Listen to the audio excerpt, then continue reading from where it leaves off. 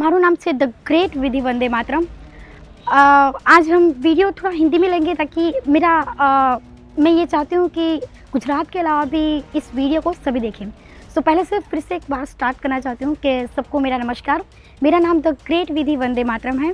मैं शिक्षण एज कल्याण संकुल में पढ़ती हूँ, जो गुजरात के खेड़ा जिले के एक छोटे से गांव लवाल में स्थित है।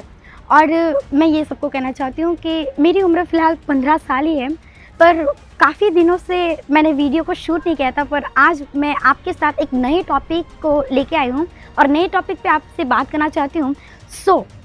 वीडियो को स्टार्ट करने से पहले मैं ये कहना चाहती हूँ कि I am really thankful to my mom, dad, my Ravi sir and our mister Mahipat Singh Chauhan, जिन्हें हम प्यार से बापू कहते हैं। ये जो आपको पीछे संकुल दिख रहा है एंड यहाँ पे जो आपको दिख रहा है ये सब, एंड ये काफ़ी रिस्पॉन्सिबिलिटी वाला काम है कि उन्होंने 1000 स्टूडेंट्स को संभाला है और उन्हीं 1000 स्टूडेंट्स में से मैं भी एक स्टूडेंट हूँ। ये मैं आपको बताना चाहती थी। एंड देन अब वीडियो को स्टार्ट करते हैं। आज का मेरा जो टॉपिक है वो टॉपिक है मेरा फ्यूचर। हाँ, आपने बिल्कुल सही सुना, मेरा फ्यूचर। और बात करो संकुल का फ्यूचर, या फिर मैं ये कहूँ कि आपका फ्यूचर, या फिर मैं ये कह सकती हूँ कि आप ही के घर में रहने वाले आपके बच्चे का फ्यूचर। आप रियली ये सोचते होंगे कि मैं ये क्या बकवास कर रही हूँ, पर हाँ, इस बात को ज़रा गौर से सुनना। मैं हमारे फ्यूचर के बारे में बात कर रही हूँ। तो सीधा टॉपिक पे आ जाती हूँ। तो मेरा आज का टॉपिक है, और मैं जिस बात पे आपको बात करना चाहती हूँ वो हमारी आज की जनरेशन के बारे में है। चलो, ये काफ़ी छोटी सी बात है, हमारी जनरेशन, राइट। पर अगर ध्यान से हम सोचें ना, आज की जनरेशन मतलब आज की जनरेशन, हमारी पीढ़ी, हमारी पीढ़ी ही हमारा फ्यूचर है। और सिर्फ हमारा फ्यूचर नहीं, हमारा फ्यूचर क्यों, हमारी आज की पीढ़ी, हमारी आज की जनरेशन सिर्फ हमारा फ्यूचर नहीं, आपके घर का फ्यूचर नहीं, इनफैक्ट ये हमारे पूरे इंडिया का फ्यूचर है। इट्स वेरी बिग थिंग कि एक फ्यूचर होना और एक फ्यूचर बनाना, एक सक्सेस आदमी बनना, एक सक्सेसफुल इंसान बनना, एक सक्सेसफुल, एक ग्रेट लेडी, एक ग्रेट पर्सन बनना in our blood line. It's not ये कोई छोटी मोटी बात नहीं है। इसी वजह से मैं इस टॉपिक को लेके आई हूँ, हमारी जनरेशन। मैं आपसे एक बात कहना चाहती हूँ। अगर आप इस वीडियो को देख रहे हो, आप अकेले हो या फिर किसी के साथ बैठ के देख रहे हो या फिर घर में देख रहे हो, मैं सिर्फ आपसे एक ही बात कहना चाहती हूँ। ज़रा अपने आसपास का माहौल ध्यान से देखो, अपने आसपास का माहौल ध्यान से ऑब्जर्वेशन करो, ध्यान से देखो, क्या ये आपके आसपास होने वाली चीज़ें क्या सब ठीक हो रही है। अगर आपका आंसर ये है कि हाँ ये ठीक हो रही है, तो मैं आपसे पूछना चाहूँगी कि क्यों। और आप ये कह रहे हो कि ये ठीक नहीं है, तो मैं आपसे पूछना चाहूँगी फिर भी क्यों। अगर आपके पास इस सवाल का जवाब है तो आप मुझे बता सकते हो।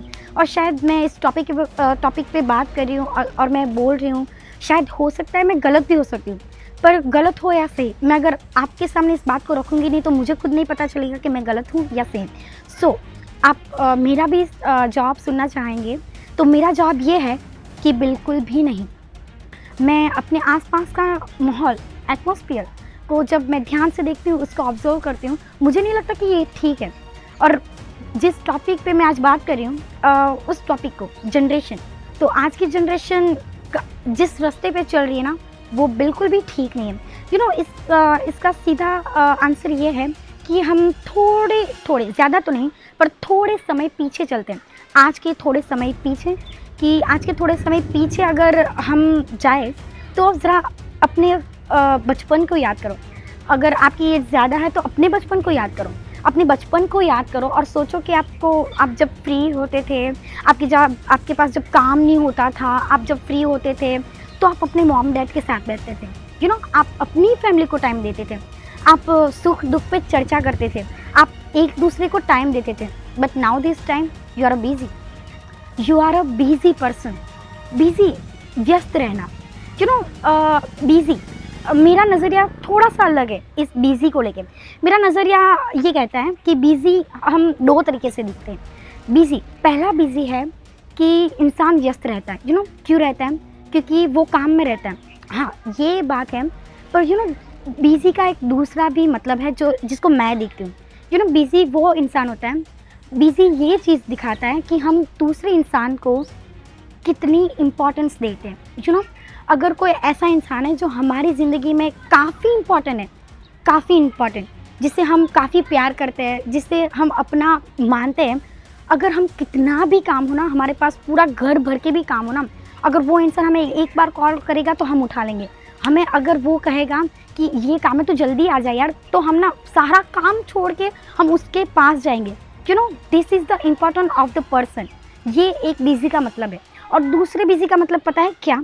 दूसरे बिज़ी का मतलब ये है कि अगर कोई नॉर्मल पर्सन है जो आप उससे ज़्यादा जानते नहीं हो, कम जानते हो, या फिर आप उसे जानते ही नहीं, अगर वो आपको बुलाएगा तो आप ये कहोगे नहीं यार आज काम है यार, आज तो नहीं हो पाएगा, या फिर आप ये कहोगे, आप कोई भी बहाना निकाल दोगे।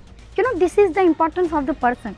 हमारे जीवन में सभी इंसान इम्पोर्टेंट ही होते हैं। We have so much talent. अलग अलग इंसान के पास अलग अलग टैलेंट होता है।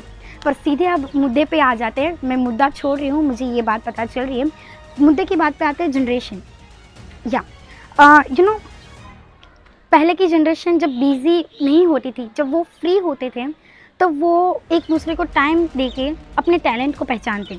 कुछ लोग बिज़ी होते तो वो खेल कूद में जाते हैं। बट आज की जनरेशन को आप ध्यान से देखते यार, ध्यान से ज़रा सोचो। और नहीं, दूसरे को देखने की बात नहीं कर रही हूँ, खुद के बच्चों को देखो। क्या आपके बच्चे बिज़ी होते तो क्या वो बुक्स लेते हैं? क्या आपके बच्चे फ्री होते हैं तो क्या वो आपके साथ बात करते हैं? क्या आपके बच्चे फ्री होते हैं तो वो अपने टैलेंट पे ध्यान देते?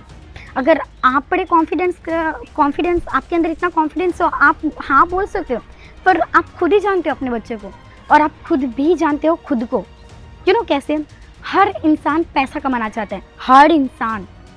आज की पूरी जनरेशन पैसों के पीछे भाग रही है, एंड उसमें कोई बड़ी बात नहीं। मुझे भी खुद पैसा कमाना है, मुझे ऑल्सो एक बिलियनर बनना है।